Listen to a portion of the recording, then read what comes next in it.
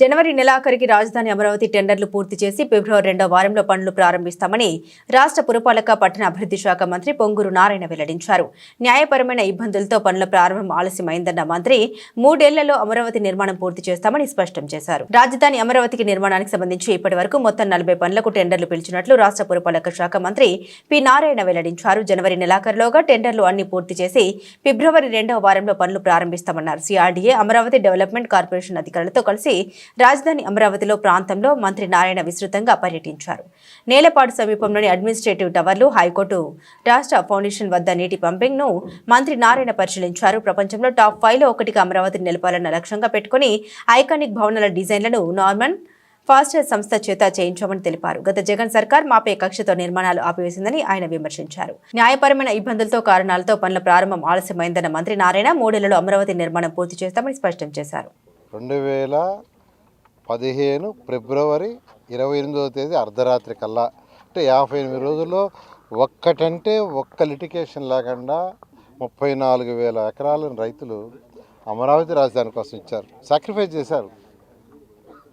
దానికి తగ్గట్టుగానే ముఖ్యమంత్రి గారు దీన్ని ప్రపంచంలో ఉన్న టాప్ 5 సిటీస్లో ఒక సిటీ చేయాలనే ఉద్దేశంతో ఆ బాధ్యత నాకు ఇస్తే నేను అనేక దేశ విదేశాలు తిరిగి స్టడీ చేసి నార్మన్ ఫాస్టర్ అండ్ పార్ట్నర్స్ అని లండన్లో వరల్డ్లో టాప్ 10లో ఒకరు, వాళ్ళ దగ్గర యాక్చువల్గా బిల్డింగ్స్ డిజైన్ చేయించాం.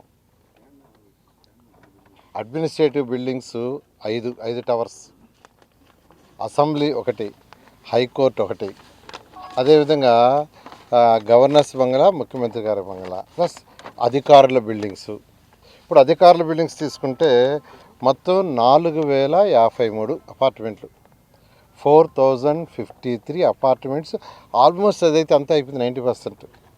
ఇప్పుడు 2014-19కే 4,053 అపార్ట్మెంట్స్ అధికారుల కోసం, అటు సెక్రటరీస్ కావచ్చు, మినిస్టర్స్ కావచ్చు, ఎమ్మెల్యేస్ కావచ్చు, జడ్జెస్ కావచ్చు, అదే గ్రూప్ డి కావచ్చు, అందరి కోసం 4,053 కన్స్ట్రక్షన్ ఆల్మోస్ట్ ఫైనల్ స్టేజ్లో. అంటే మరొక 4 నెలలు ఉంటే అయిపోయేది. వాటిని గత ప్రభుత్వం మా మీద కక్ష సాధింపుతో ఆపేసింది. అంటే అది ప్రజాస్వామ్యం. కనీసం అది కంప్లీట్ చేసి ఆఫీసర్లకు ఇచ్చుంటే హ్యాపీగా ఉండేవాళ్ళు. అది ప్రజలు కట్టిన ట్యాక్స్ ద్వారా వచ్చిందే. ప్రభుత్వ సొమ్ము అంటే ఎక్కడిది? ప్రభుత్వానికి సొమ్ము ఎక్కడ వస్తుంది? ప్రజలు ట్యాక్స్లు కట్టేది, ప్రజాస్వామ్యం. గత ప్రభుత్వం ఈ 4,053 అపార్ట్మెంట్స్ని అలాగనే వదిలేశారు.